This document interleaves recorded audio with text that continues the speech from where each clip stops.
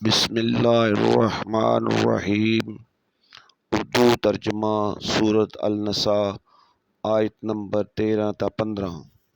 1 اکتوبر بروز اتوار 2023، 14 ربیع الاول 1445 ہجری۔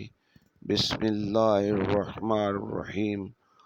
اور جو کوئی اللہ اور اس کے رسول صلی اللہ علیہ وسلم کی نافرمانی کرے اور اس کی حدود سے تجاوز کرے، اسے وہ دوزخ میں داخل کرے گا، جس میں وہ ہمیشہ رہے گا، اور اس کے لیے ذلت انگیز عذاب ہے۔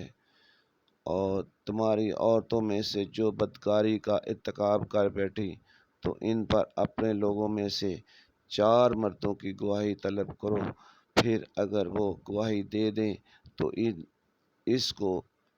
اس عورتوں کو گھروں میں بند کر دو، یہاں تک کہ موت ان کا صلاحیت کو پورا کر دے، یا اللہ تعالیٰ اس کے لیے کوئی اور راہ یعنی نیا حکم مقرر فرمائے۔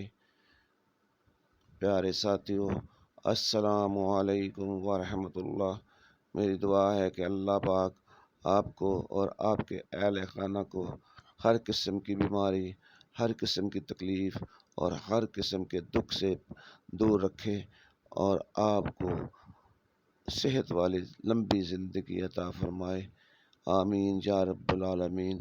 اپنی دعاؤں میں اس ناچیز کو بھی یاد رکھیے گا۔ بہت شکریہ۔ اللہ پاک آپ کا حامی و ناصر رہے۔